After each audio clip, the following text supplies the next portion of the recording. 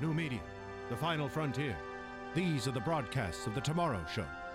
Its mission, to befriend fellow nocturnals, escapists, and dreamers. Not to mention angry loners, the socially inept, and those with Peter Pan syndrome. To boldly go where no broadcast has gone before. The Tomorrow Show with Kevin Undergaro. Your overnight broadcast featuring one celebrity boyfriend's midlife crisis, millennials in Star Trek costumes, and so much more. The underdog's best friend. And all you need is a smartphone or access to the internet. Here's the captain of your tomorrow, Kevin Undergaro.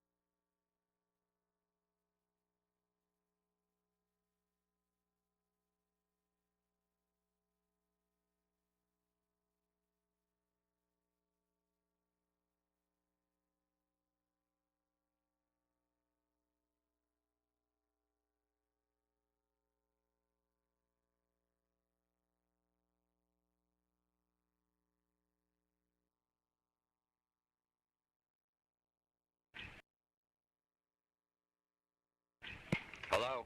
Hi, my name is.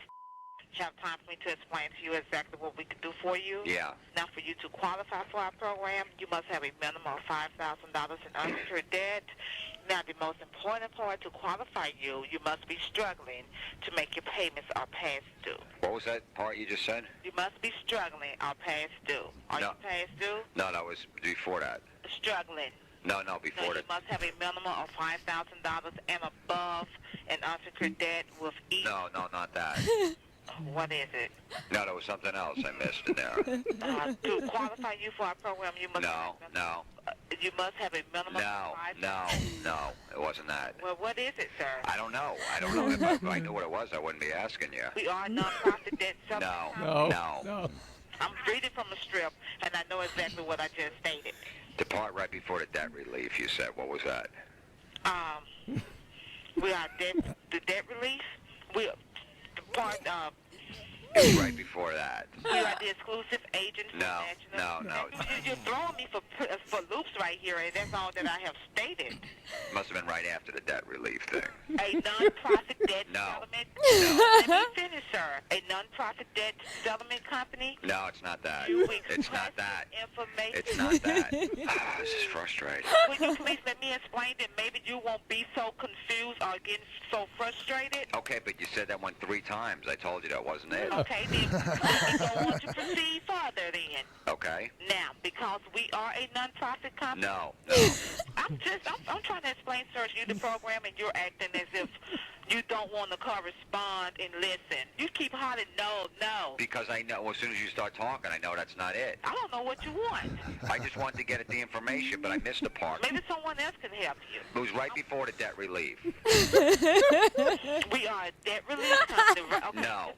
No. Wait That's- a minute. no, Because that's- you keep hollering, no. And No. I'm getting frustrated, and I need to stay professional with you. Well, that's not it. Okay, you keep telling me it's right before the debt relief. I know what my strips say. Yeah, and what is... Listen, a non-profit. No.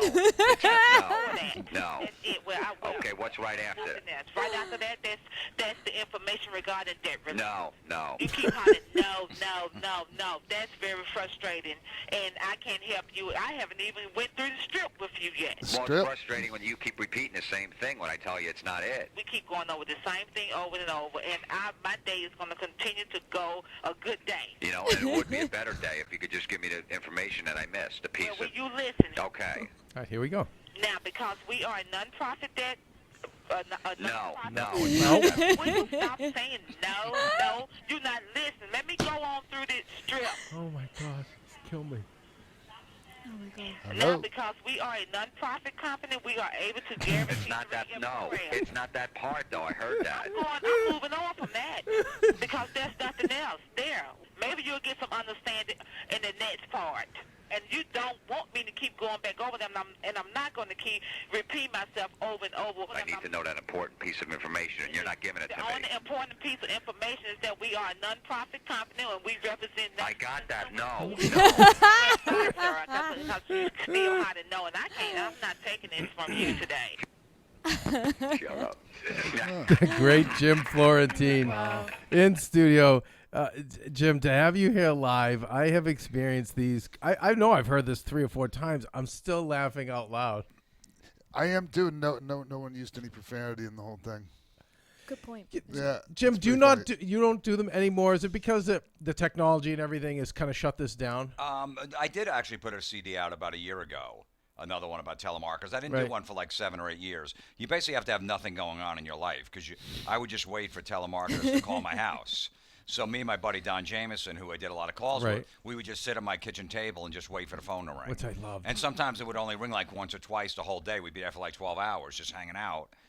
You know, and then it has to be a good call. We have to get somebody on the other line that's going to play That plays along, ball. That plays ball. That's how you did that? Yeah, that's how we wow, did that's it. a long process. I know. So when we had nothing going on in our career, we had no girlfriends, no families, no nothing. It's like, we'll just hang out. I remember in the Howard days, you explained it, but I thought it was because I felt the calls. Like, I don't get as many of these calls anymore. I don't even have a home line anymore. Do you know what I'm saying? But I remember when they were at your peak of doing these, they were calling all the time. Well, 'cause we all were getting those calls. Right, because if you're not on the do not call list, which everybody was, you'll get more volume of calls because they have less numbers to call. Right. So of course I wasn't on do not call list. No, Like, you weren't. please call me. Do you ever do that with bill collectors? No, not really, because I pay my bills. Yeah. But no, I would. Oh, if I you could. know would be what? great. Yeah, because those guys can be vicious. Right. You You can know, talk to mine if you want. And they have to, and they're being recorded too, right? And they have to stay just like that. The lady that you had on the line, I think she knew she was being recorded, so she couldn't go off on you. The thing with telemarketers is if you don't curse or tell them you don't want the product, they can't hang up. Right. Because they got to supervise listen in. So I'll never curse. unless they're cursing back at me. There's a But couple calls where it's cursing, but I always just keep it clean. But I pretend I'm just trying to get the information. Yeah, no, but you throw out the chum to keep the. It's like every time they're just about gone. It's like no, I'm interested. I lure them right back every time, and it's like, and I do love when Jameson does them with you, and you have the partner in crime. It makes it they're even richer. I mean, what was the one you guys got in a fight? It was you were driving, and then. You were on the call during the drive. What's that one titled? It was called Road Rage. Road Rage. Yeah. Can we find Road Rage? I don't know if it's on YouTube. Yeah, where I was on my cell phone this in the one. car and talking to a telephone. Charlie. Yeah. Charlie, good afternoon. Purpose of my call, need to verify your address, of course. Also give you a brief example of the market that I'm recommending right now. I'm sorry, my cell phone was breaking up in the middle of driving. What was that again? Oh, okay. You were looking for a investor's kit. Yeah, right, okay. Okay, great. So I wanted to make What? Hey, oh. No, I'm sorry. The guy just cuts me off right in the middle. It's unbelievable, these people. You guys are going to die on this. No, I'm in my car, but the freaking guy just cuts right in front of me like nothing. He doesn't use a blinker or nothing. All right. Road rage. These people are crazy. You're in New Jersey, oh yeah. Yeah. Fort Lauderdale, so we have all of your drivers down here. All right, no, I'm not pulling over. The guy told me to pull. All right, keep going. I'm sorry. I'm not pulling over. You cut me off. You cut me. All right. Miss? Yeah. Okay. You all right? Yeah. Good. Okay. Right Charlie, I want to go over some of these figures. Okay. Roll down your window. I'm not rolling down the window. Roll down the window. This guy's a maniac. He's trying down on my window. I'll kick your ass. Hello? Yeah. Roll down the window. Yeah. I'm not rolling down the window. You cut me off. I'm not rolling the window down. Open the door. Yeah, so keep going, miss. I'm sorry. Are you okay? Yeah, the light's going to turn green and I'll be in a second. So what was that?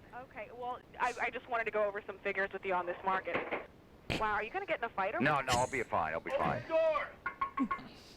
Right. Listen to When are you going to be home, Charlie? No, it's fine. Let's just I'd rather get it done Yeah, gotta now. get it done. Okay, all right. Well, listen, my top recommendation, unleaded gasoline. Have you traded commodities before? Hey, jerk off, open the door. I'm not. Hold on a second. Wait. Ow! Get down. You have no idea, Ash. Wait. Hello? Yeah? No, who's this? Who's this? It's a Ralphie. Ralphie, where's Charlie? Charlie just cut me off, so I had to kick his ass. He's on the ground now. What is going on over there? Miss, you said something about investments? Get down! Ow! Because I'm trying to get investments myself. I just opened my own business. Bizarre phone call I've been on all day. What is going on? This guy cuts me off, and then he starts yelling at me. People don't know how to drive around here. It's unbelievable. Okay, so now you're on Charlie's cell phone. You're pulling out of his hand? Yeah, he said something about investments. I figured I would get on the phone. Most bizarre thing I've ever heard all day. Okay. Well, what kind of investments do you handle? Yep. Okay, I'll call back. How about that? No, this is fine.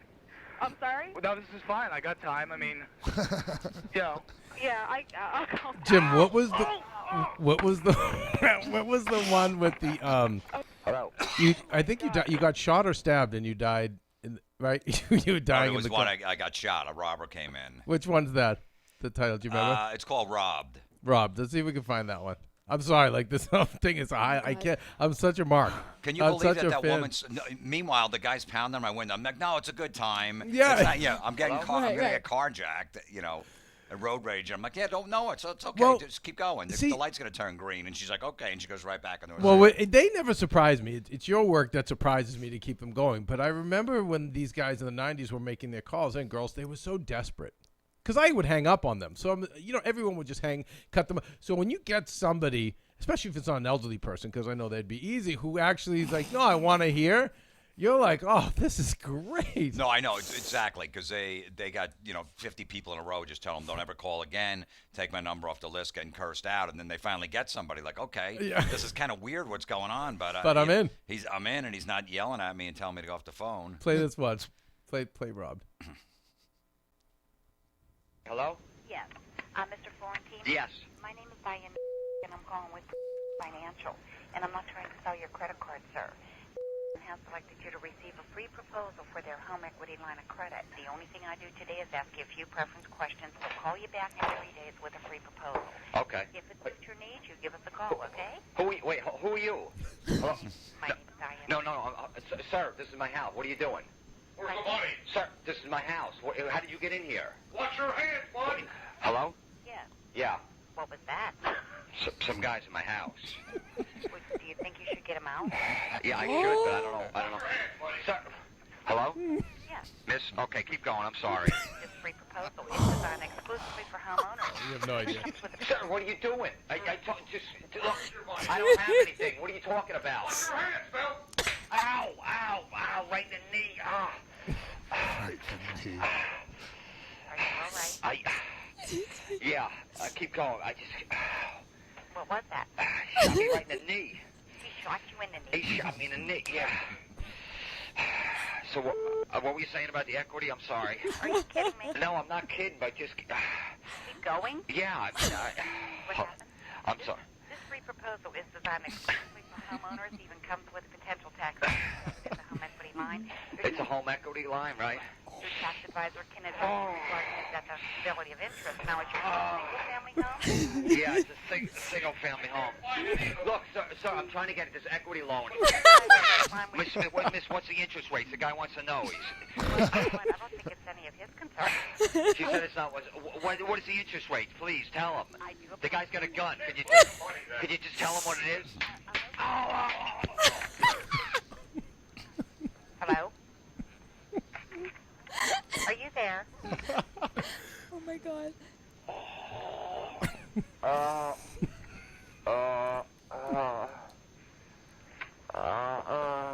Are you there? Hello? I love you. Bleeding out. Oh my god. Oh. Do you want to hang up now? She's dying to hang up Hello? on you.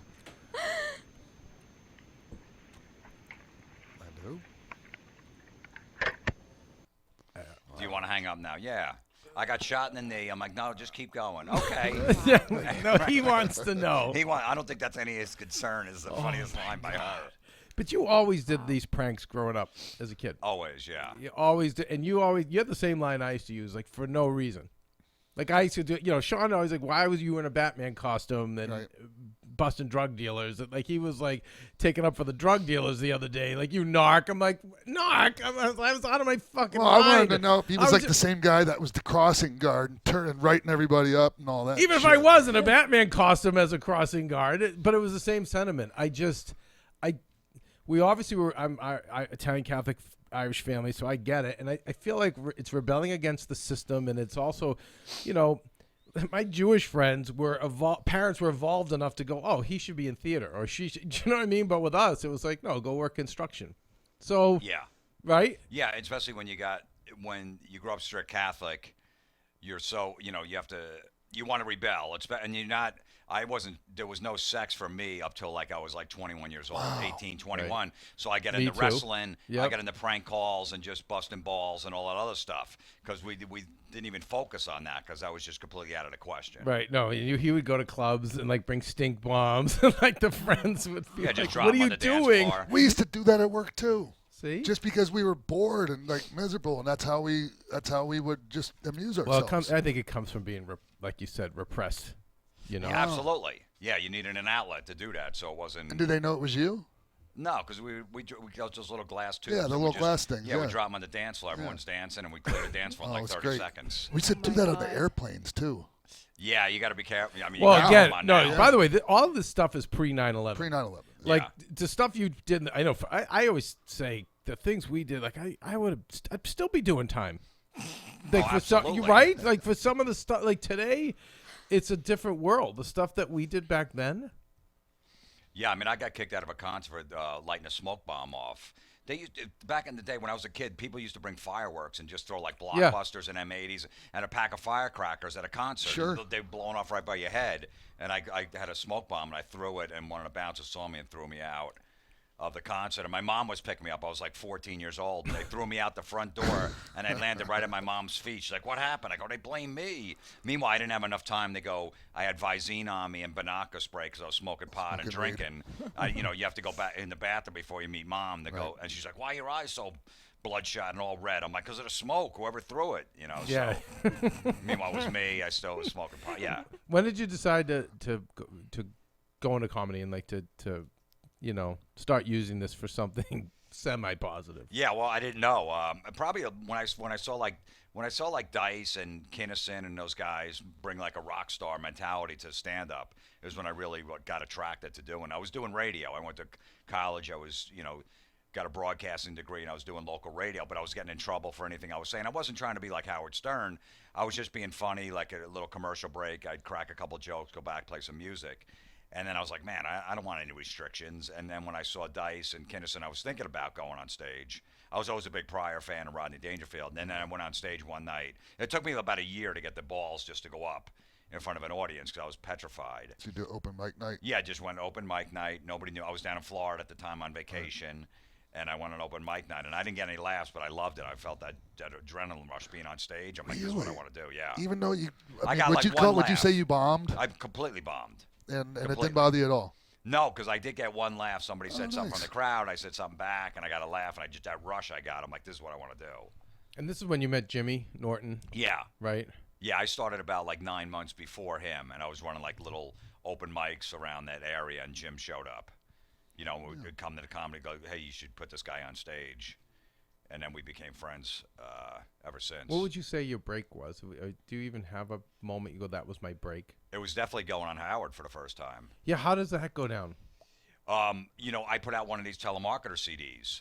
This is, so I was home during the day. I just do some comedy shows at night. Me and Jim were living together at the time, and I would just wait for telemarketers to call because I had nothing going on. I had no girlfriend. I had no wife, no kids, no nothing. So as a comic, I would just my first show was at 10 o'clock at night. So I get up at like 10 in the morning, and when the phone would ring, I'd try to keep on the phone as long as possible.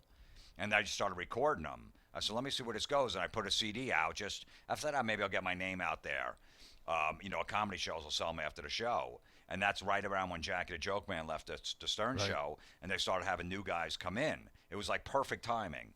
So Don Jameson knew Gary Delabate, the producer of the Stern show, and he said, hey, my buddy's got this CD.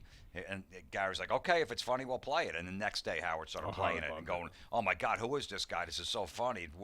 He's going crazy, playing it like crazy. So, within like 3 months later, they go, hey, we want you to come in. Howard wants you to come in and sit on the show. This was after Jerky Boys, right? Was it after? It was after Jerky Boys, after Jerky Boys. So I sat in, and then, everything. And then like 2 months later, Jimmy Kimmel and Adam Carolla were like, they were big Stern fans. They go, who's that guy that does those prank calls? We're doing a show called Crank Yankers. We want him on our show. So I got the gig just from going on Howard, and then 2 months later, I mean, in the history of TV, there's never been a show where people making prank calls. It was just perfect timing. And I was the only unknown at that time on that show. Because they had Adam and Jimmy, it was Murderers Row. Doing the Man Show, you know what I mean? Sarah Silverman, you had Dane Cook, you had Dave Chappelle, Tracy Morgan, so I was the only unknown that they hired. I didn't realize who some of them were just because of the puppets at first. Yeah, so it was all pretty much, up and coming, and that was at the premiere of Crank Yankers. Wow. God, look how young Tracy is there. Seriously. That was like 4 kids. And Eminem got into this too. Yeah, Eminem pretty much. We did one season, we did 6 episodes. It didn't really catch on, the show. And then Eminem's movie came out, and he won an award, an MTV Movie Award. We heard that he was a fan. We're like, Eminem knows the show? Because his daughter would watch it. Him and his daughter, that was the thing they watched every Tuesday when it was on together. So he's like, Dad, I want you to be on that show. And then he won a movie award for 8 Mile. Right. And he went on the movie awards and did an impression of Special Ed, the character that I do. Right. And no one knew what it was. Like, even the press the next day and Entertainment Tonight's like, what was Eminem doing? Was that like a joke to his friend at home? And then 2 days later, they go, hey, Eminem wants that guy that does Special Ed, and Bobby Fletcher was the other character I did. He wants him in Detroit because he wants to be on the show and he wants to do calls with him. So, like, 3 days later, me, Jimmy, Adam, and a few of the writers went to Detroit and did, and recorded calls in a studio. See, and I always felt like I think he's a genius, and I feel like I'm just curious what he would be like personally. Like, He was great. what a connection. It was amazing because I was a big Eminem fan too, so Yeah. I was nervous meeting him. Like I was like, oh man, all right, he's because if you piss Eminem off, he's gonna write a whole album about you. You know what I mean? You're public enemy number one. Beat the So shreds, Well, he yeah. also seems just angry. I mean, I've seen him at parties before, and like the head's down and the collar's up, and it's just like like Spike Lee's like that too. Like, just stay away from me. Like, they just throw out this vibe, and so it makes you think, maybe they're like that personally, but I get it with he's a Detroit guy, and I'm thinking of him at some Hollywood party. It's like his kryptonite. yeah, I mean, so I remember. So I'm waiting. He got there a little late, so I'm in his studio. We're just hooking everything up, playing around with the phones, and I see him walk in through the glass, and I see him there. I'm like, all right.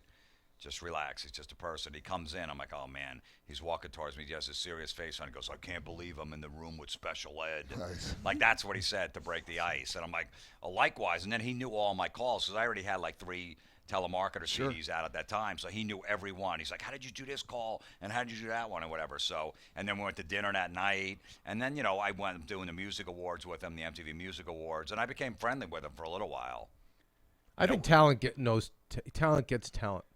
Do you know what I'm saying? When somebody, like, he respected your talent, so he's like, you're in. It was amazing that I'm sitting there riffing with Eminem, like we're just making calls and we're just going back and forth, just riffing, with somebody else on the other line. They're like, that was perfect. All right, next call. So you can tell he has a great sense of humor, too, just from his work. He's got a great sense. He's a really good dude, too. He really is. I've spent time with him before. He's just, I always respected that he never moved to Hollywood. He stayed in Detroit to take care of his kid, and he adopted the other girl from, I forget who it was, but he has 2 girls, basically. But he never went to Hollywood, you know what I mean, and did that whole thing and started hooking up with, like, J-Lo right before his new album was coming out. None of that stuff. No. And he just stays there. And think of where he stayed, Detroit. No, I know, and stayed there. And then, even when he was on tour, like 7 years ago when he had that addiction problem, because he would take a private plane after the show to make sure he could put his kid back on the bus and make breakfast in the morning. So he'd come home every night wherever he was in St. Louis and fly back that night just to get his kid ready for school and then get back on the plane. And that's why he got addicted to sleeping pills. But that's the kind of dude he is. Some people might be surprised to hear that you're a big Eminem fan, not for obvious reasons, because of like that metal show. You're a metal guy, He was I liked, NWA, Public Enemy, Eminem were like the 3 in rap that I liked. Eminem, because he wrote from the heart. He just didn't write about, my bitches and my hoes and I'm drinking 40s and all that stuff. I'm in the club. Like, he wrote serious stuff. And he was such an outlaw and stuff. He was just, that's what I loved about him. Nice. And going back, the Howard show, because I've done the Howard show. I was right under that podium. You guys were watching that. Oh, video. yeah. You're. That's just so you understand, Ashley. He's running the puppet. No, yeah. No, I wasn't working the puppet. I was going to there was a puppeteer there that was working the puppet. I don't work the puppet, but I was doing a voice right under the podium. So there was 2 guys under that podium, me and the puppeteer guy. So someone was doing his movements, but you were doing the voice. And I was doing the voice. Yeah. That's interesting. I know. So we're all under the. Why didn't you just do both? Why I didn't didn't. you do both? They hire professionals to do that. Oh, interesting. Reminds me of the scene from Police Academy. Well, never mind. Well, I know. I Commandant Lassard under the podium there. Right, yeah. Never mind. No, those puppeteers had the toughest job because they had to learn all the lines. And it was a whole shoot. They'd build a whole set around the prank call, and they had to learn every line in the, with the voices in the prank call. Mine was I would just mess around on the phone like, okay, that was a great one. Let's move on to the next one, and I was done. Did it get harder and harder to get calls that you could use on the air? With people getting smart to, like the Jerky Boys and all that stuff. We realized if we called New York, people had no patience, and they would hang up in like 40 seconds. But if we called down south, people were a little more, would stay on the phone longer. So we knew, okay, let's call the middle of Georgia. Let's call Tennessee because they'll stay on the phone. Like Richard and Sal seem like they have the most luck today. Yeah. I love their stuff today. Oh, it's great. I still think those it's guys. great. But it's more you're right, that mentality. Yeah. Because they're more polite and they'll go, okay, I don't know. But in New York, you got 30 seconds and then they're done. And then they're also calling a lot of the internet shows. Yeah. So there's more of a desperation. Like they so want someone to talk to. Yes. Right? Yeah. So it's the same with the telemarketer. They'll stay on the phone with you. You ever? I'm assuming that there was probably times where you couldn't get people to sign off on using the calls. On Crank Anchors, yeah. Well, Crank Anchors, they would just basically offer them a T-shirt. you know, sending them a T-shirt in the mail. Like, you know, they have somebody call back. They go, look, you're going to be a star. They're going to make a puppet about you. Oh, my God, it's going to be amazing. And people be mad. And they go, you know, we'll call you back in a couple days. And then you give them about 3 days. Sure. And then they start telling their neighbors, yeah, some show called Crank Anchors called. I'm like, oh, that's my favorite show. And then all of a sudden, 3 days later, I'll be on. Let me see what the puppet looks like. And they send them a T-shirt. It was amazing how we got away with it. Wow. But, yeah, there were definitely some where I think there was about like a 90 to 95% success rate. That's pretty good. Yeah, of getting a release on it. Yeah, I think today, I forget, on O&A, is Anthony, they kind of used to say the laws were preventative from doing them real. Well, you know, on radio I mean, anyway. I know the laws changed. Well, now on radio, you have to tell somebody if you're going to prank call them. Like, how is that a prank? Like, if you're calling live on the air, you have to tell them, look, this is a prank call. We're just messing with you. So before the fact? Before the fact, yes. Like the last 5 years ago, they passed that law. So if you hear any prank call on a radio where they call, it's BS. One of my friends is the actress for all those things. I don't want to say which one, but it's like Ryan's Roses, I think. They cast people. Ryan's Roses. Ryan's Roses. I've heard that's like completely fake. Oh, not Ryan Seacrest. No. I can't confirm or deny. I just with Jim, you know, you're the. It's interesting that you would like an M&M wear because you're the ultimate cynic. You know, that's why your podcast. So it's comedy mental midgets. It's unbelievable. The attacks on Facebook posts, license plates. What are some of the other things? Valentine's Day posts or inspirational quotes. That was awesome. You know, what else? Dating sites. The gender revealing parties. The gender reveal parties. Awesome. Yeah, it's just, you know, people just. I just saw one today, like on Facebook. The woman's like, I'm on my way to the emergency room. Pray for me. And they just leave it hanging like that. It's like, okay, you know, okay, yeah. Did you have to put that on your Facebook? You know, you probably should just text 5 of your friends, like your closest friends, because then everybody's like, what's going on? I'll pray for you. Tell me what it is. Oh, I'm just going. You know, whatever it is. It's just.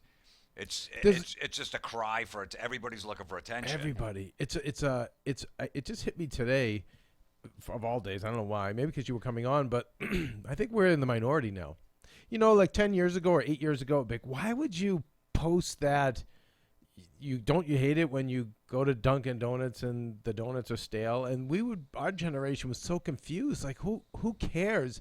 But I feel like now it's part of the vernacular. I think that we're the minority now. We definitely are. Absolutely. It's normal now. Like to say, I'm going to the emergency room, pray for me. I don't know. It befuddles my mind. Yeah. And just, you know, the weather posts, you know, people that live in, you know, New York and, you know, Mother Nature, go away. Yeah. You know, your rant on the fuck you 2016. Remember all the people were so mad at 2016? Yeah, they were mad at 2016. Because people were dying? Mm-hmm. Yeah, because people were dying. They were very mad at 2016. You better go. Can't wait. I'm like, okay, I know. Nobody died in 2015? Yeah, I know. Like, you know, guys that were doing, like Prince that was doing coke in the early 90s, you know. He was almost at death's door, but they go, you know what? We're going to, 92, you're lucky that 2016 wants you. You're not going to die now. You know what I mean? And Carrie Fisher and... there was a lot towards the end of the year, but it was just like, okay, so 2017 is better. There's been a lot of people that passed away this year, too. Did you see the documentary with Carrie Fisher? Did anyone hear? No, I didn't see it. Her and the mother? It's worth taking a look at. Really? Well, you know, all the Star Trek fans look at it and they glorify it, and it's amazing. But to me, it just looked like someone who was just overindulged and just crazy, you know? Like, I'm sorry. sure. Yeah. And the mother, same thing, like just the older version. And yeah, anyway, I'm curious because you probably would have went off on that. I like and by the way, the general rants are amazing too. I don't think you need the. Yeah, I'll just, you know, I'll try to find something to go on about, you know, and then, you know, it doesn't really bother me until, like, I have people send me all this stuff. I said, if you see any bad Facebook posts out there or inspirational quotes or bad T-shirts where they're trying to be funny, just send them this email. And then I just search through them like, all right, I can make fun of this. And then I just riff on it. Do you get also the bad 80s songs. Okay. Like, you know, the 80s songs that they play in stores. Like, every store, if you're pumping gas, I got to hear Aha, Take on Me. You know, that's the Muzak now.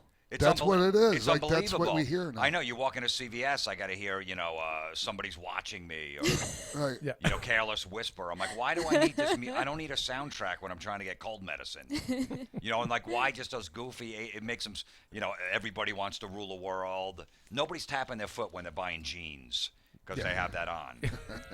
Like, why not just silence in the store? I don't need that on. Don't you forget about me is the one that's always in my head, man. Yeah. That's the one. I can't get that crap out of my head. I pumped gas the other day, and they were just cranking 80 songs at the gas pump. I was just listening to what I wanted to listen to in a car. Now I'm out for 2 minutes. I got to hear this. It's amazing. Yeah, I'm not I have to go into. I'm classic rock. Like for me, the early 70s. Yeah, and then it just starts. I feel like it all just goes downhill. But I do like the rap. I like some of the modern rap stuff. But they'll never play it in a store. No. Because I'm even thinking what's on my Sirius. It's when I go to 80s and I start out wanting to reminisce about teen years and stuff, and then it goes bad fast, unfortunately. They've ruined that whole, all that music. Because it was real. I mean, it was great to like, okay, you hadn't heard it in a while, and now you hear it. But now it's just, now like you said, it's just too much in your face. Yeah. Hip to be square. Whatever. It's constant. Oh, Mickey. Oh, forget it. Tony Basil. Yeah. All the early MTV videos, right? Yeah, hot. Have you bumped into any of them at Sirius, the original VJs? They're all like still clinging over there a little bit. Yeah, I've seen Mark Goodman up at the hall was there. Yeah. Do you talk to him at all? No, but I loved that. I loved when MTV came out. When I was a kid. Yeah. I just watched TV all day, constantly. It was like great. the 80s were a lot like the 50s. That's how it must have been when rock and roll came out, and you know what I'm saying? Yeah. And the records and teen. It was like I feel like the 80s with MTV was like we were lucky. That was the birth of that. Like it was a rebirth. My favorite was Martha Quinn. I just love Martha Quinn for some reason. Oh, I don't know why. Nina No, Black my was- favorite was Nina middle-aged. Blackwood, Triple J Jackson is Oh, like God. 55 years old. Remember him? Oh yeah. JJ. Bring Jackson. up JJ Jackson. Like it's just this old black guy who was trying to be hip with Didn't the he kids. pass away? JJ? He's gone. Yeah, he's out. He's out of here.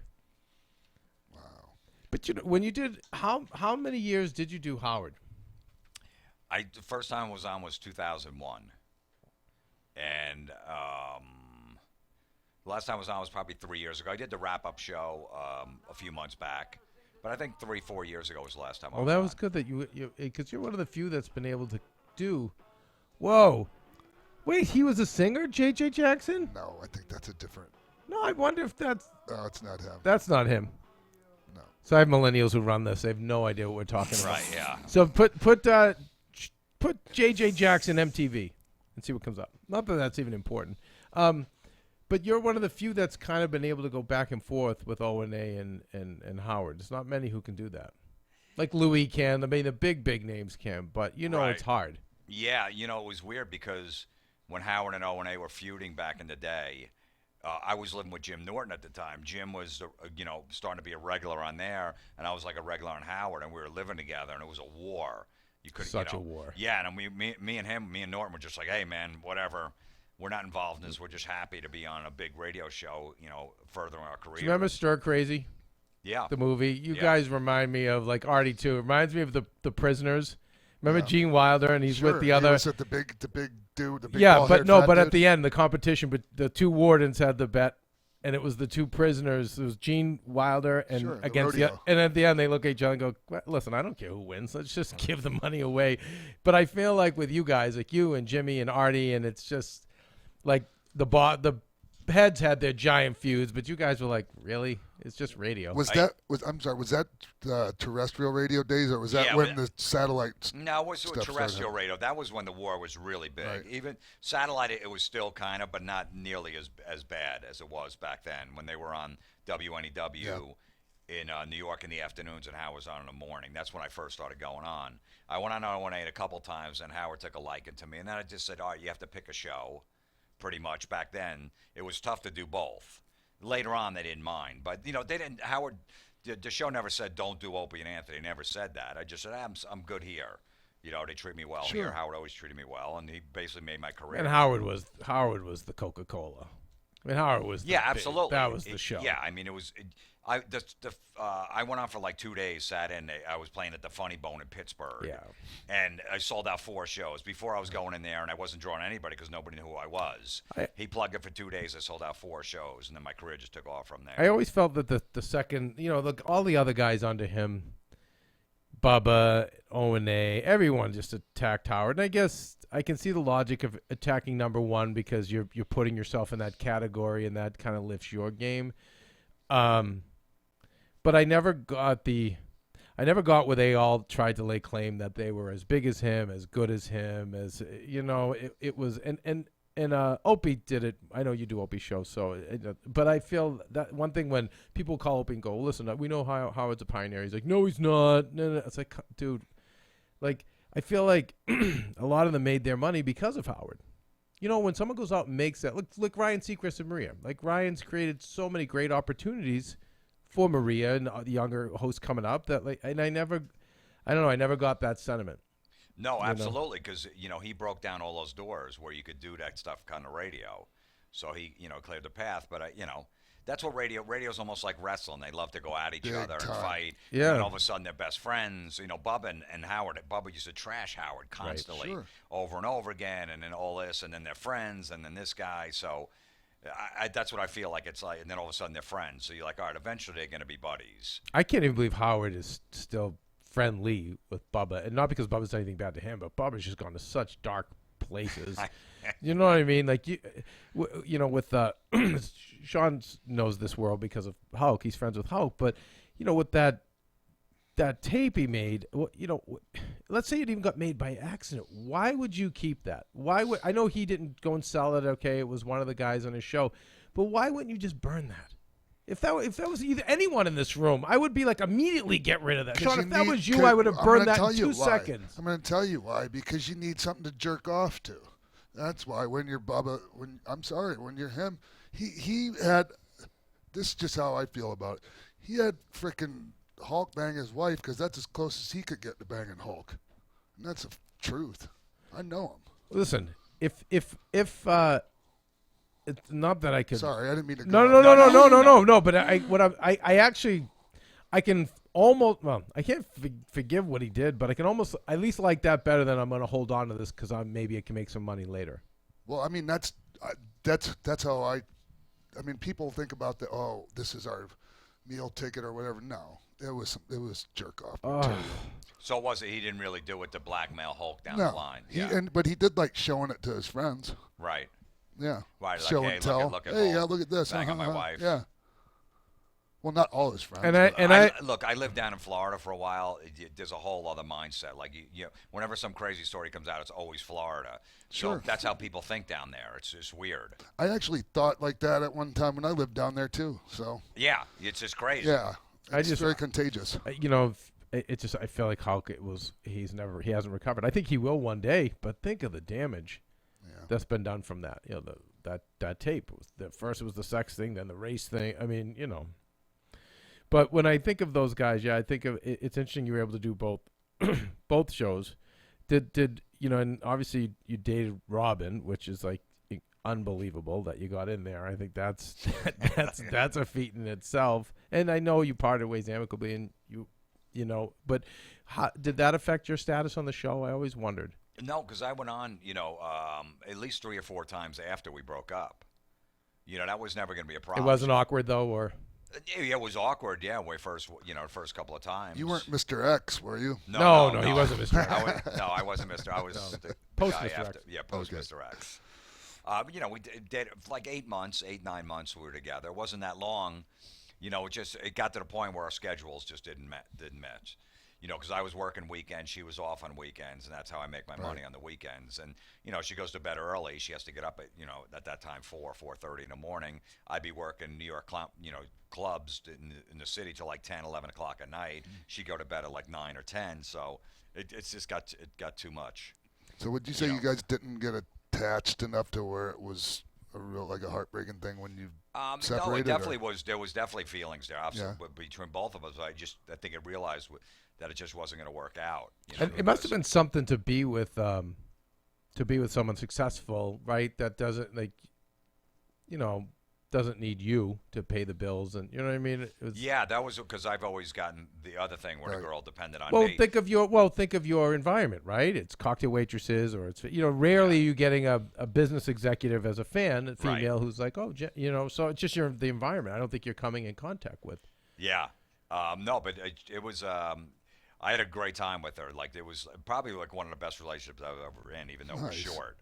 Because she just she did her own thing. She was she was set in her ways, and she knew what she liked and what she didn't like, which is perfect.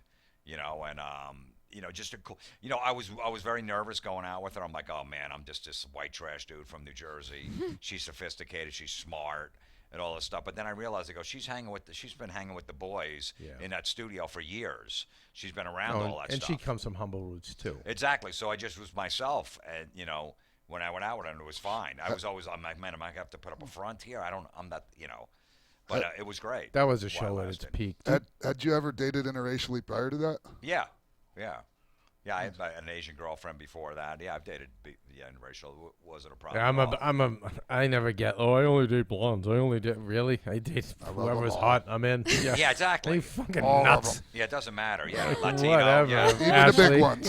Come on. One girlfriend was from Nicaragua, then Vietnam. Whatever. Vietnamese. Yeah, so it doesn't matter. This was to me the peak. Like, I love the show now but it had to evolve. I don't really want to see a 60-year-old guy flirting with strippers, and I love the long form interviews, and I think Ronnie's hilarious. We were talking Richard and Sal. I think they're great. Do you still listen anymore? Oh yeah, you still devout? Absolutely, yeah. I've been listening since the late '80s. Before I started doing comedy, I was listening. I was working a construction site. He was on in the afternoons at the time. I remember I would tell people, you cannot put like a saw on or make any noise. When it goes to commercial for 12 minutes, then we use the saw and all that stuff. We can work. Yeah, other than that, we just, until the commercial break. So I've always been a huge fan. And when I went on there for the first time, that's when I knew I made it. I said, no, even if I won an Academy Award someday, just that Howard Stern thought I was funny, I'm like, I can always hold on to that. That was the biggest break of my career, and it'll be the biggest moment ever. Right. When I was on for the first time in that commercial break, he goes, dude, just do what you're doing. You're really funny. You sound great on the air. I'm like, holy shit. Nice. It was amazing, yeah. Were you a fan of his TV show that was on WOR? You remember that? Oh, yeah. That was great, right? Amazing. Yeah. And he was sticking it to Saturday Night Live at the time. I mean, those were not to be the old guy. Those were the days.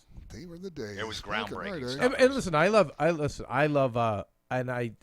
as he started doing less days, that's when I started getting into O&A on his days off, and I really enjoyed it. I did, and I think they did a lot of. I think Jocktober. I think Anthony's such a talent. Jimmy to me was I said this on the show last week, but Jimmy to me was the next level of Artie. Mm-hmm. Where he even went a little further with that role, more characters, longer, more research on the interviews. I think Jimmy is a really special talent. So when you lived with Jim, did you get to experience all those different characters inside his head? Were they there back then too, Jim? No, they weren't. But he did tell me when I was doing my first telemarketer CD, I was doing that special ed character. Yeah. I was going, yay, yay. And he's like, and he'd be sleeping in the room, and I'd wake him up with that. He goes, dude, that's going to sweep the nation. You don't understand how catchy it is. I can't get out of my head. I'm like, no, that's stupid. He goes, I'm telling you. Yeah. And he was onto it. He was right. Yeah, he was right. He was right. The, God, and I remember, I was bummed when I never got O&A not getting along, and I never got them breaking up. And I remember talking to Jimmy about it too, and how you see it in music. And I know you're a huge music fan. Like these bands, they have a good thing going and just can't get along. It's crazy. It's crazy how you can't. You try. But if you're with somebody every day, it's almost like a marriage. Where I could see that, but when I don't know, when you got a gig and you live 10 blocks from the studio and you just walk in, you turn the microphone on. That's why Howard's never gone anywhere, I think, from Sirius. When he was always in contract negotiations, he's like, look, I live 10 blocks away. Right. I walk in, the microphone's on, and I talk. Right. And I don't have to set up anything. I don't have to do anything. No. I don't have to start this and be worried that this goes down or any of that stuff. He can still take the house's money, meaning, he's one of the few people that, and I've talked to him off air about whether it was worth to go. He was asking me about the podcasting thing and stuff. I said, yeah, you could do it, but for a lot of work. You don't need to do the work because you'll still get the money, whereas everyone else, they're not going to give you the money. Yeah. No, he was the one who could. But he, just like Anthony, he had to start from scratch when he got fired, and he's got his own studio now. But it took a long time to build that. Right. So. Yeah, those guys could have. I just, I felt like they were right on the cusp, and where Howard's doing less and Howard's changing his show. I'm like, this is, if I'm you, move. This is where you get stronger. This is where, but they weren't getting along. They were still. I don't know. I get frustrated because I hate waste. I hate waste of talent, because it's so rare, and I hate waste of opportunity. But I remember talking to Sam Roberts and saying, Sam, why this is time to step on the gas. And they would, it was, anyway. Yeah, it's a shame. Well, it's just like you said with the bands breaking up. It's the same thing. Especially when, like a band like Rage Against the Machine, the singer Zach De La Rocha just doesn't want to do anything. So they got offers, they could do 80,000 people over, like headline those festivals over in Europe. And no tour. You don't have to tour. You just show up and do a festival and go. You know what I mean? Like there's millions and millions of dollars on the table for the original Rage Against the Machine. He just doesn't want to do it. Yeah, He's I know a lot of guys like that. And the other three guys like, come on, you got to be kidding me. Come on, please. Like Glenn Danzig and the Misfits. Right. It's like, come on, we can have separate tour buses. Oh yeah. It's like we could just see each other on stage. We could walk on stage and just, you can't put that smiley face on for a 2-hour show or an hour and a half. It's crazy. Hey, Kev. Yes, sir. Can we talk about that metal show? I know you're not a huge metal fan. But I am actually, but I like old metal. Too. I like old metal though. No, but I mean, I'm like, I went to see Ozzy when he wasn't popular.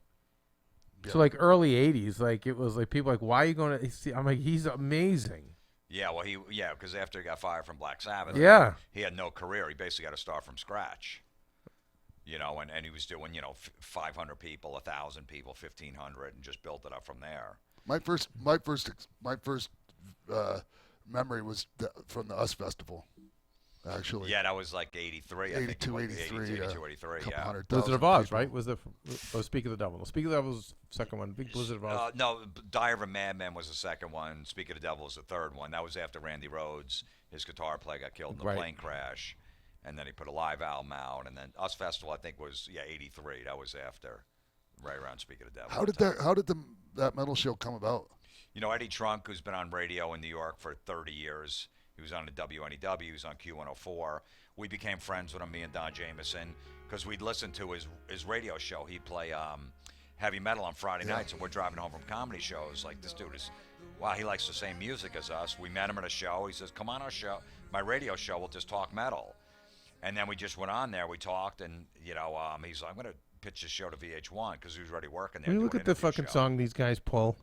Ozzy Osbourne, Dreamer.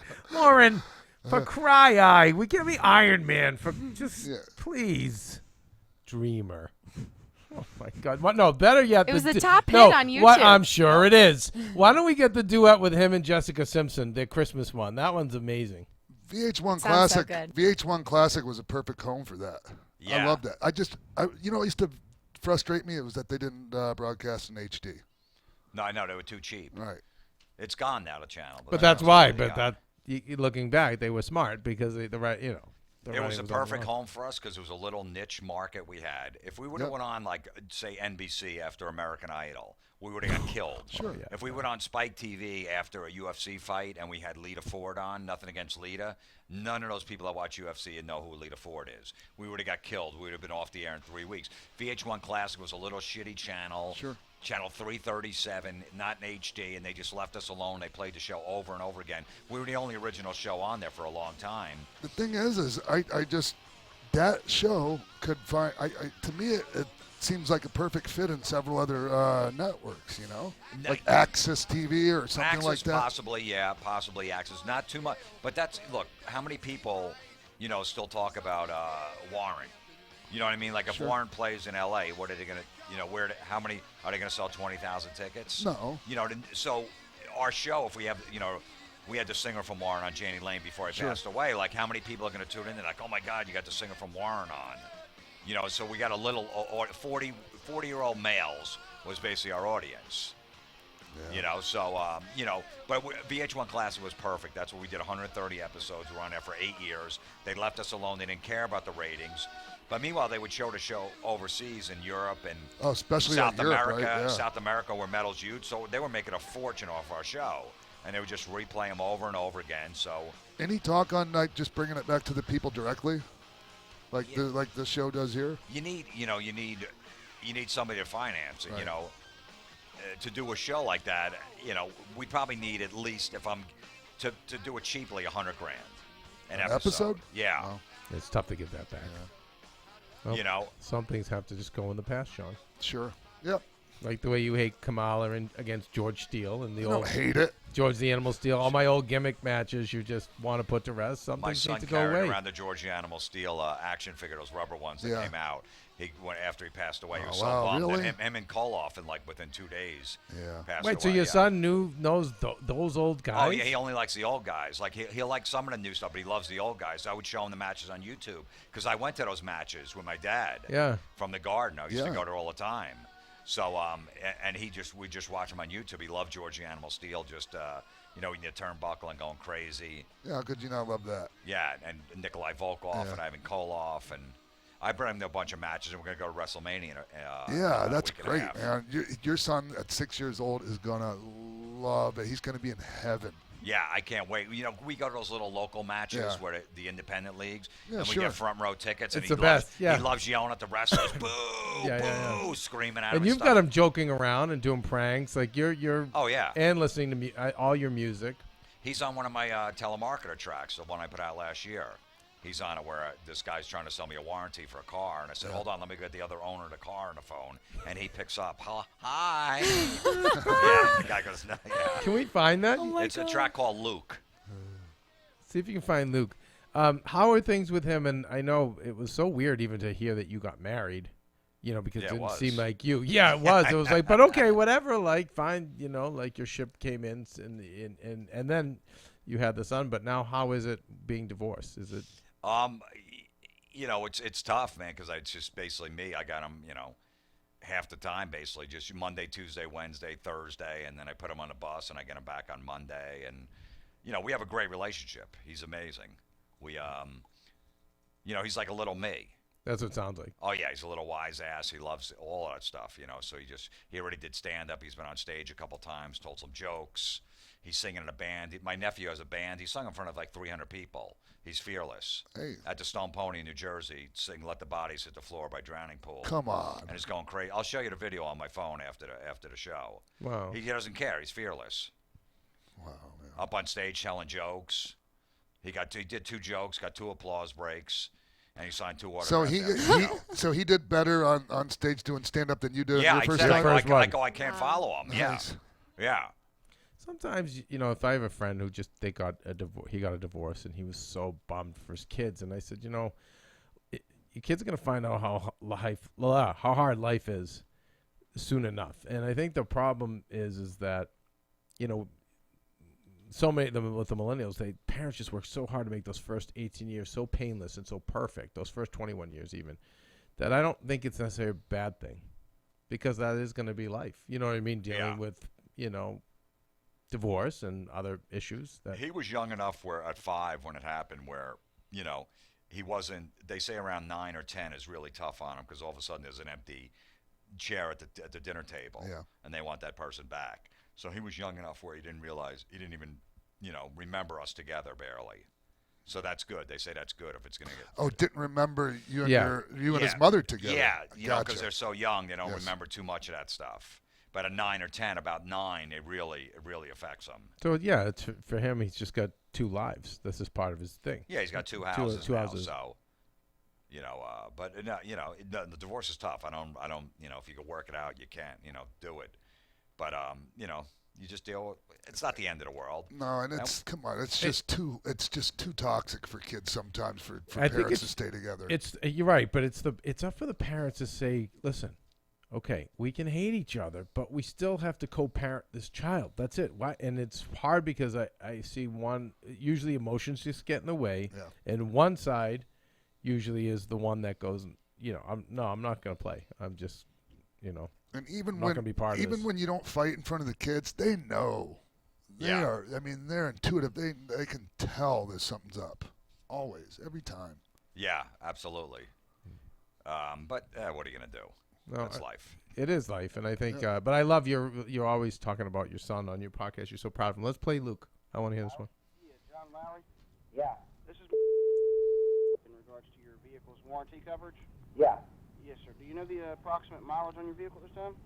I'm not sure. The co-owner of the car probably tell you the mileage. Sure, no problem. Luke, pick up. Luke? Hi. That's the co-owner of the vehicle? Yeah. Oh, okay. It's just not a joke, sir. Okay. He was laughing about something else. He might know the mileage on the car. Sir, I believe that you're taking this phone call not seriously. Who is it? You aren't, sir. Why are you saying that? Well, you put a child on the phone. He's not a child. He's got a high voice, sir. He's 24 years old. Really? Hello? Well, why don't you ask him what you needed to ask him? How many miles are on the vehicle? Luke, how many miles are on the vehicle? 48. 48 what? 48 what? 48 miles. On a 2012 Honda Accord? Yeah. It's in that condition. Yes. Done. Awesome. Yeah, he was just waiting. Oh, Dad, I want to be on another call. Now he wants to do stand-up in the band, You shouldn't have He given him wants a to be in taste, movie. man. Now he's I addicted. know, he wants to be in a movie. He's like, you got to tell Amy, because I was in Amy Schumer's Trainwreck, and I'm friends with her. He's like, you tell Amy Oh, next that's movie right. she does. Tell Amy I want to be in a movie. He's met her before and stuff. And I loved your Louis. I thought the Louis, the thanks. upper decker was amazing and poignant too. Yeah, You know what I mean? I actually Like- got submitted for an Emmy for that role, for Best Guest No, Star I on a TV believe it. series. I didn't get nominated, but just, You should have. It was amazing. No, it was such a. Yeah, you're all right, Jim. You're okay. Well, no, Louis, I had a prank call called Turds, Yeah. where this guy's trying to sell me some toilet thing, and I say, there's so many turds in my toilet, I had to take an upper decker. And he's like, what's an upper decker? I said, when you take off the top of the lid and you take a shit in the top of the tank. And Louis always loved that call. Whenever I'd run into Louis in New York, he's like, I love that call. That upper decker thing is so funny. And then years later, he writes into a script for me. He puts it in. Yeah. It's cool that you guys all take care of each other. It seems like, you're always popping into each other's. Like, where are you going tonight? Tonight, did you say you're going to Joey Diaz or Joey Diaz, yeah. And Mark Maron, I'll be around tomorrow. So, yeah, we're all, I don't know, the older guys that have been around a while, there's no more, I don't know, to me, there's no competitive, you're like, oh, why did this guy get this and this guy didn't? That's what I always tell young comics, who cares? Just do your own thing. I think I'd say the one positive thing about the millennials is with the YouTube and stuff, even like notice how the YouTubers all kind of support each other, or in the podcast world, you see that too. Mm-hmm. It's like, everyone kind of does Absolutely. everybody's podcast, Yeah. which is nice. It's gotten away from that mentality of like, I have to kill you or I don't win. No, that was a lot when I was coming up and doing comedy. I never wanted to be like that. I'm like, I don't care what anyone else is doing. I got to focus on myself. Yeah. Who cares? There's room for everybody. That's why I always looked at it. There's room for everybody. If you're talent, there's a million different channels out there or wherever you can get your stuff out there. Right. So you don't have to rely on Comedy Central at HBO to get your stuff out there. And I know you kind of touched on it briefly on your podcast about Trump. What were your thoughts on that? Look, you got to support the guy. I mean, obviously he's crazy and he's nuts. Everyone gets mad because I say, look, I deal with someone that has narcissistic personality disorder. Someone close to me. I've studied it. I know everything. I know every little move they're gonna make, and it seems like I know. I don't have to say I'm not a doctor. I know I'm a comic. I know I'm not, but it seems like he has it. Like I said on my podcast, those guys, people with that, they're crazy, but they are good leaders. They're usually generals or politicians. They're almost like a cult. If you can get in their cult, coaches are like that too. If you can buy into their system, probably like a Nick Saban or something like that. You buy into his system, you could do really well. But they're insane, and they just, anyone that says it, they can't take any criticism at all. All that stuff. They got low self-esteem, and they attack. But they are good leaders. So hopefully, If he doesn't do something completely crazy, he might turn out okay. But he's never going to stop tweeting. He's never. He loves the attention. And they need drama. If you don't have drama in your life, if everything's normal, they hate that. That's the worst thing for them.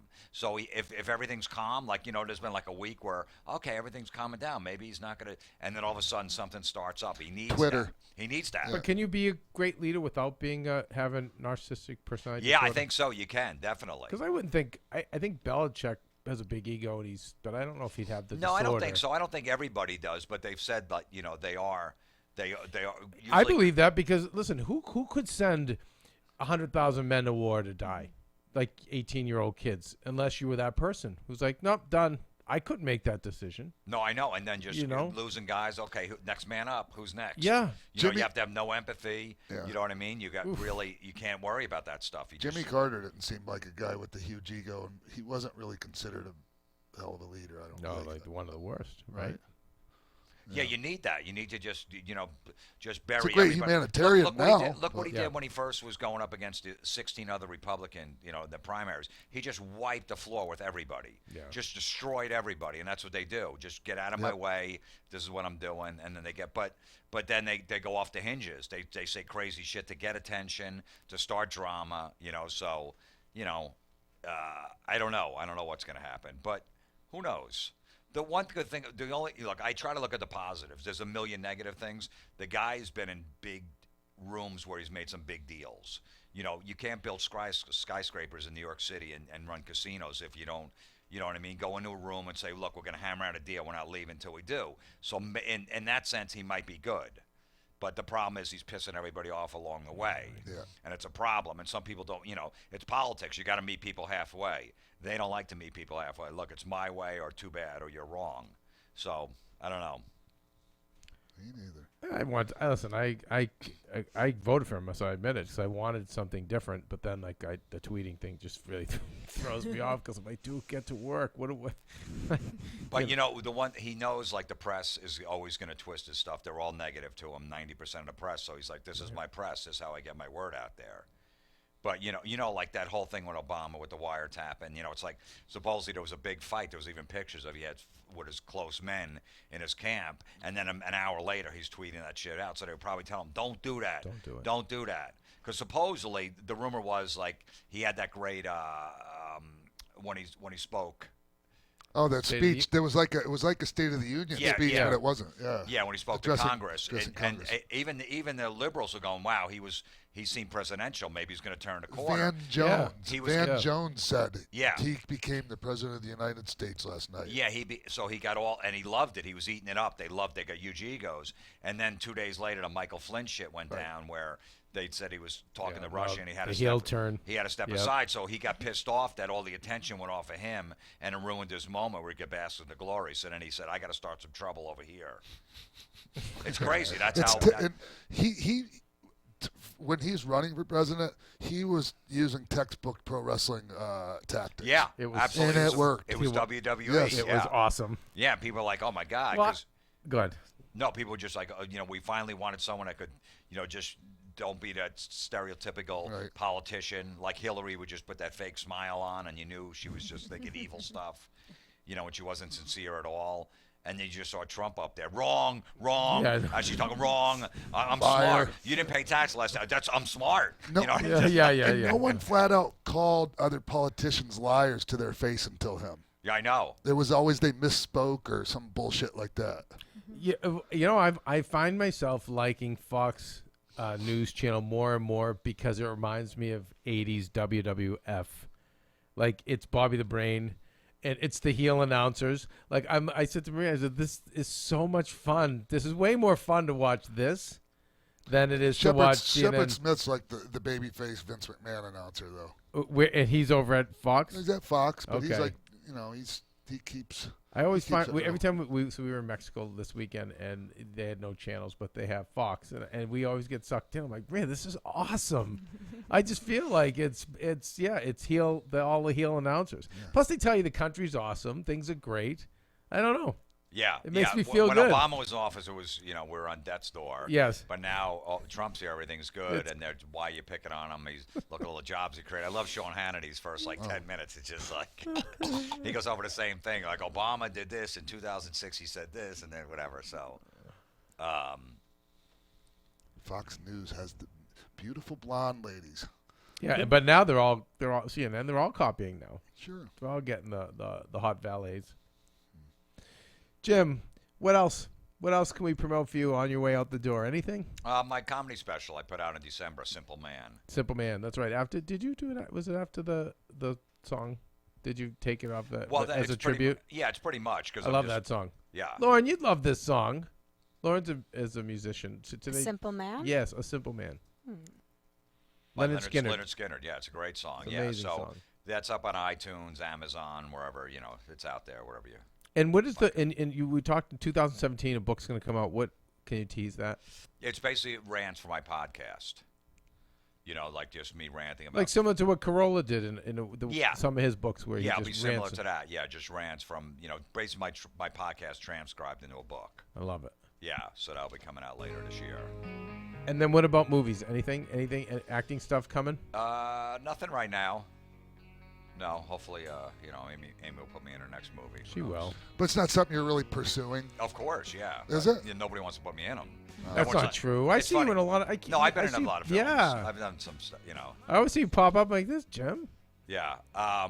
No, I love to. It's funny. People always go, "You got a great voice. You should do like cartoons for animation." Aqua Teen Hunger movies. Force. Yeah, I did. Yeah, I did that. My son just got into that. I'm like, I did a couple voices on bet. that. I'm trying to find the episodes. Who's your? Do you have an agent? Yeah, I have an agent. Yeah, but look, it's easy. People always say that, like, I'll do a show in St. Louis. A guy will come in, dude, you got a great voice. You should do animation movies. I'm like, okay. I go, if you can get me that role, I'll give you 50% of my money. Wait. Animation movies are different because they're not really looking for the I movies. know. They're not looking for a great voice. They're looking for a name that they can attach the voice to. I know. So, but for the other stuff, the cartoons, like the stuff on all, they're absolutely looking for the voices.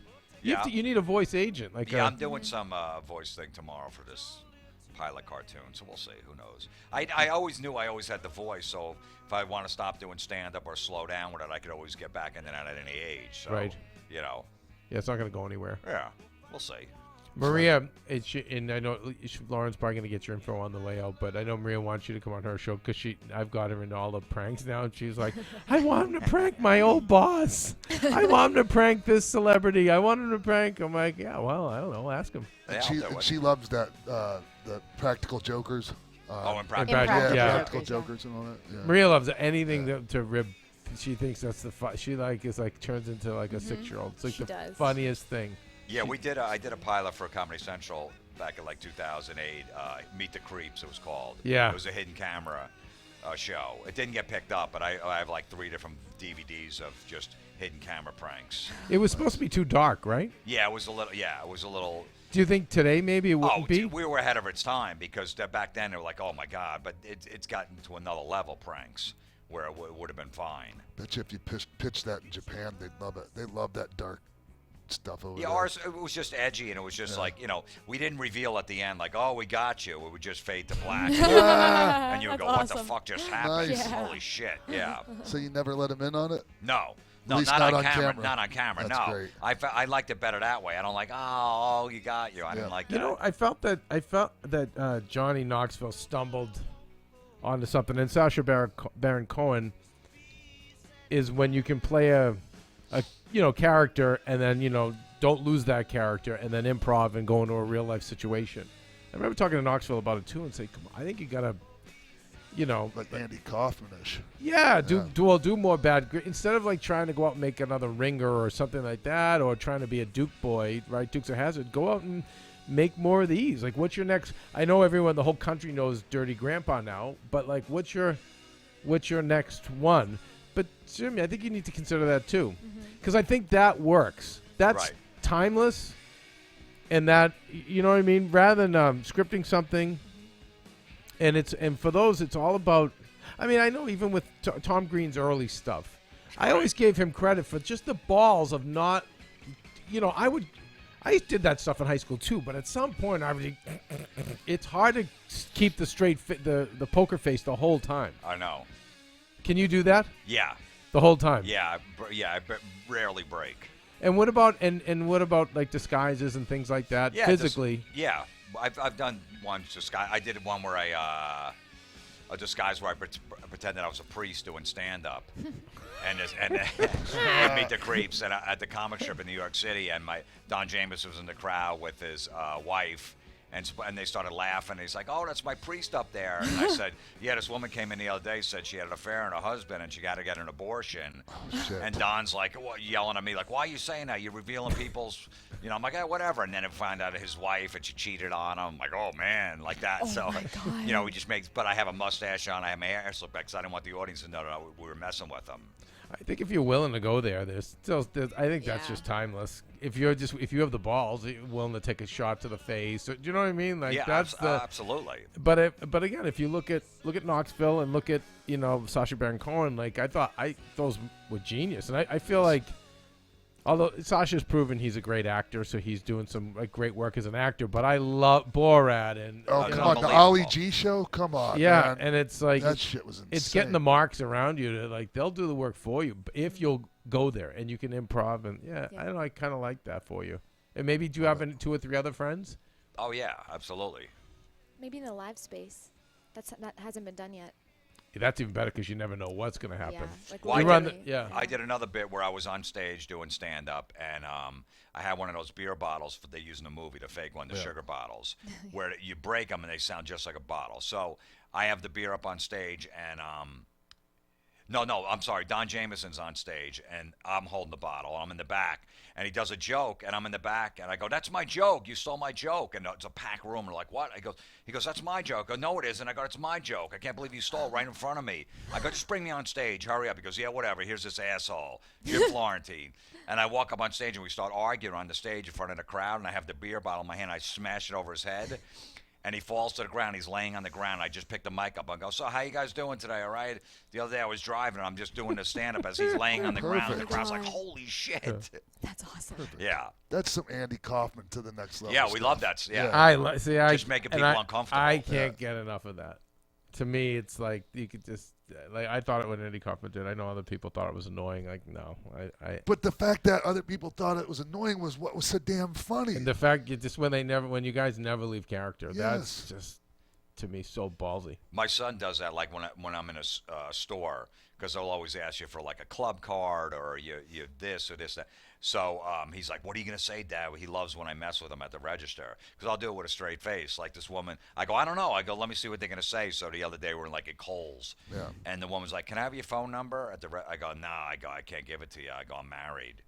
And he's over there laughing. He's like, "Oh, yeah." I see him over there in the corner. And she goes, well, I go, "I have a really jealous wife." I go, "Oh, so I can't get my number." She goes, "It's not because of that." I go, "No, it is." I go, yeah. I go, if you call my phone, I go, "She's gonna go crazy. You're gonna ruin my marriage." She goes, It's not for that, sir." I'm like, "No, seriously." I go, "She's super jealous.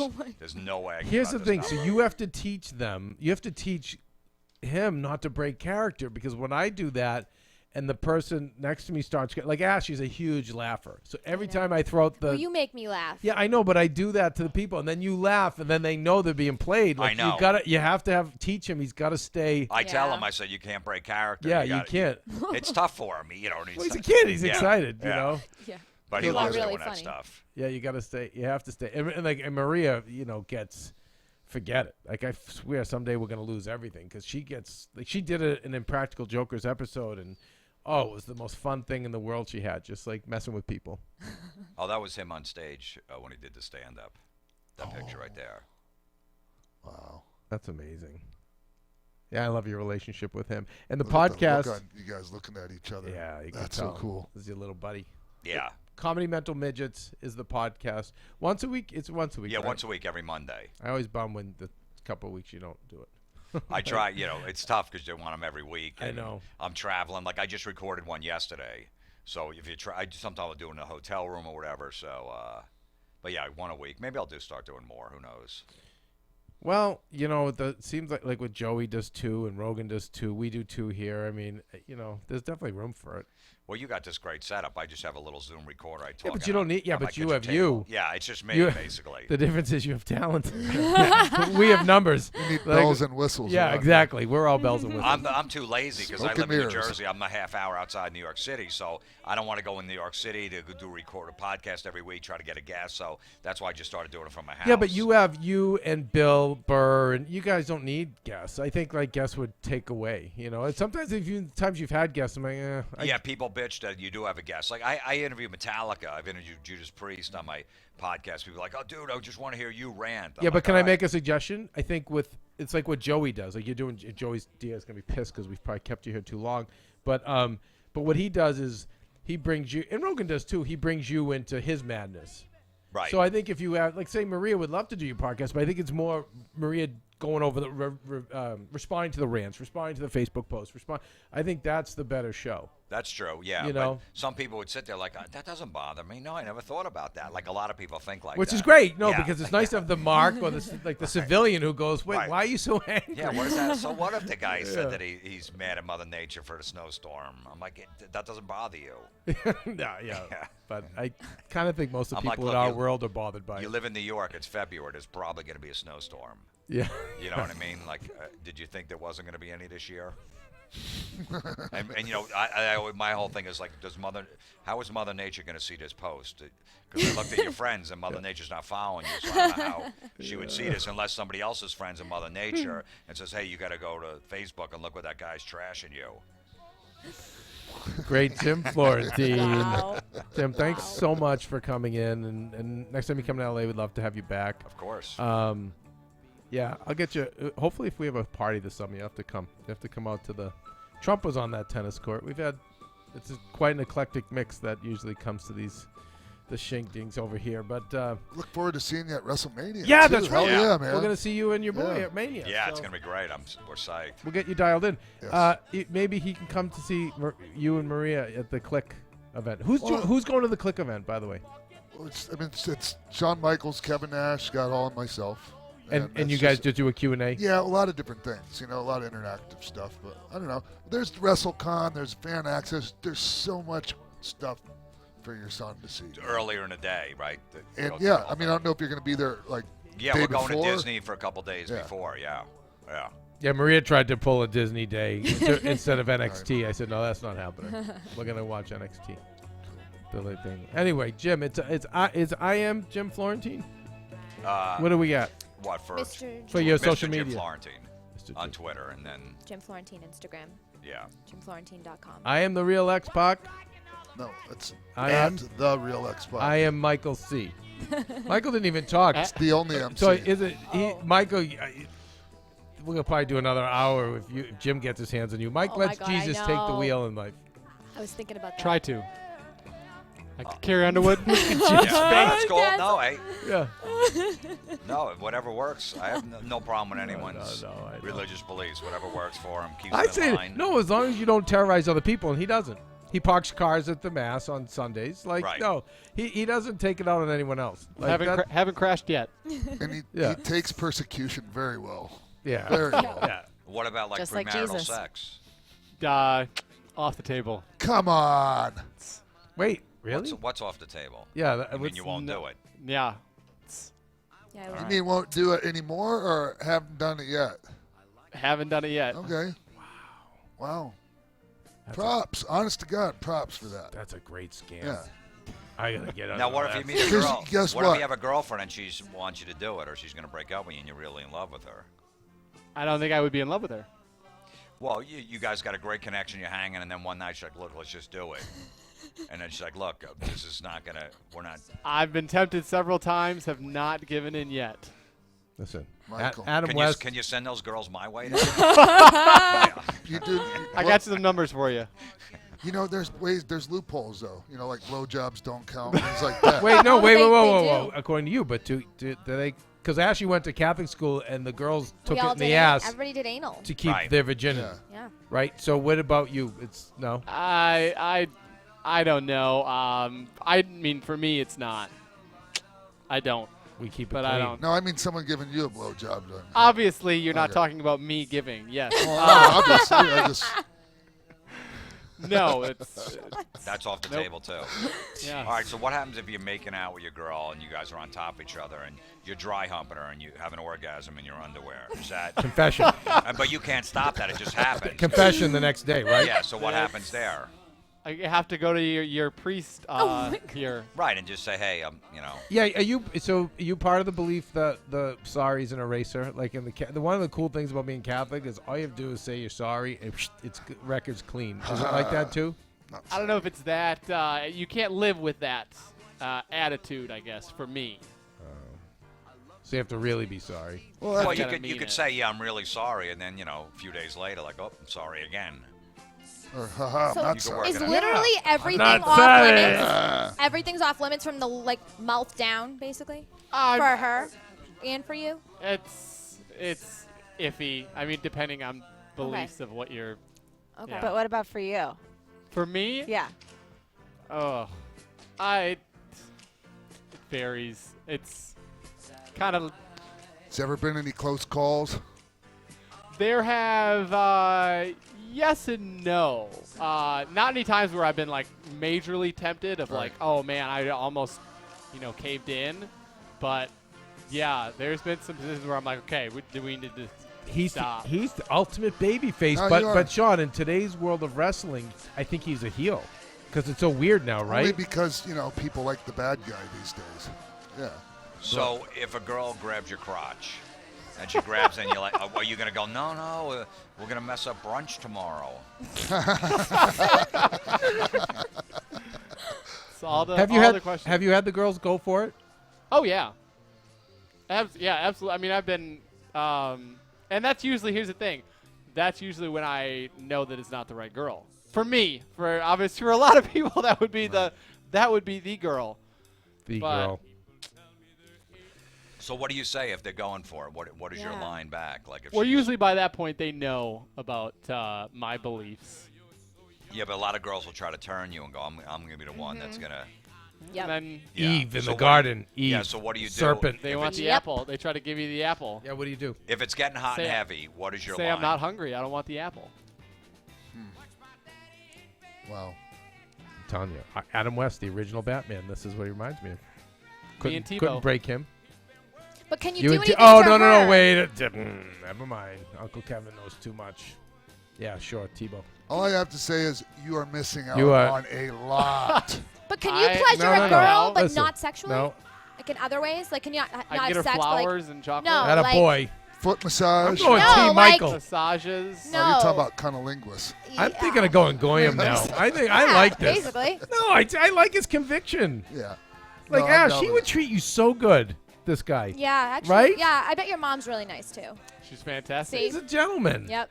Well, how old are you? 27. 27. Same age. Michael Klaus. Ashley Klaus. It could happen. You never know. It sounds very nice. Ash could have the baby face turn. All right, So- why not? But if you once you do get married, then you can have sex all the time? Oh, absolutely. Then it's Okay, so then it's okay. Yeah. So it's not just to make babies. No. Okay. Mm-mm. Oh, interesting. Okay. This is probably the new Christian, right? Thinks that. Because I think he's alluding to the older Christian where it's like it's just to make babies. Yes, it's the new order. It's just for procreation. I think It's it not for depends. enjoyment. Yeah, it depends the line, I guess, of how strict in their interpretation. But my interpretation, yeah, go for it. Anything after that. Nice. And like Michael, he doesn't judge the other plebeians either. He doesn't Nope. judge. That's what I'd say. I'm like, he's not. He's not. Whereas there's people in your church who, they point out the rest of us and say yeah. we're going to hell. Doesn't do any good. Michael thinks we're going to hell. He just doesn't point it out to us. And he really wants to save us badly. So that part's really cool. Yeah. We Thanks. dig that. The world needs more heroes, right? Totally. Good for you. Yeah. Good for You have that restraint. Well, once again, we end on a ridiculous note. You guys, it's at the Tomorrow Show. I was going around the horn. It's at Miss Ashley Daniels, at The Real X-Pac, right? At Lauren Lagrasso, at Bonjour Juliette. And then, Mike, again, I'm The Real MC. At the only MC. Faith-based foods. Yep. Hashtag his fake door-to-door salesman job selling Faith food. Foods. Not to be confused with the only JC. Not. Ooh. Right. I like that. Okay. Wait, does someone have the only JC? The only JC is. The only JC is Jesus. You know, today, I don't know why this came in my brain, but I want to talk about it, and I know, Julia, what the fuck? Well, look at me like that. I heard, like, Manson, someone called in Ellis's show today. It was great. He did time with Manson. And I'm like, I was mad because Ellis says, guys, come on, you get someone, like, who knew Manson for 4 years, get in this guy's head. But they got a couple of things out, and I guess Manson has people in there, prisoners who answer mail for him. Like, he's got the whole setup, and I guess the guards will say, don't look in his eye or he'll take your soul. Like, that's what they try to tell the prisoners. God. There's Charlie. Bless his heart. Yeah. I feel, because could you imagine Michael Klaus having a discussion with this guy? There's a new special or something coming out on him. I saw it. The fascination will never end. Never. Klaus could probably turn him. Put me in a Turn room. toward Jesus. No. I don't know. Like you said, he's got that willpower. If he took enough time with Manson. Now, you know much about the Manson? Have you studied this case? Yeah, and all I that know stuff? pretty much about it. Yeah. 80 years young. Look at him. God damn. And he got married recently, right? No, that young chick liked him, and they got some publicity, and then he said she was probably after his money. Because he's got like $400,000, like an account he can't touch. Well, you know, from sales and for, yeah. Guns N' Roses, the Spaghetti Incident was an album they put out in '93 of all cover songs. They did a Manson cover, and they got like $60,000. There's a stake got like $60,000 off the royalties off that one song. It's a hidden track at the end of the record. What is it? I forget what it's called. A song Manson wrote. Yeah, and back when he was with Brian. I don't know. Hanging out with Brian Girl, Wilson. something about Is it Look Girl at Your or something Game like Girl? That. Look at Your Game Girl, yes. And he got $60,000. I know when it came out, it was a big controversy over it because Yeah, it goes into his estate, wherever Yeah. that's going. And but he's got a couple kids out there allegedly that are his kids, not named Manson, obviously. Well, Michael, have we learned anything? Will we profit from this at all? Probably not. Learned a lot more about Jim Florentine, which is great. Which is awesome. Jim's the man. I'm so glad I finally got to beat you, Jim. Absolutely, I look man. It forward to was great doing it, WrestleMania and seeing you again soon. And you guys, until then, somehow, some way, make it a better tomorrow.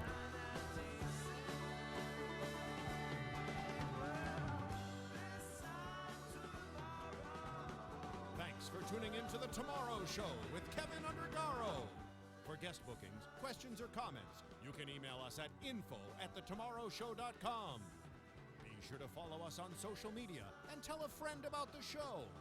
I'm Sir Richard Wentworth, your voice of tomorrow, wishing you a better one.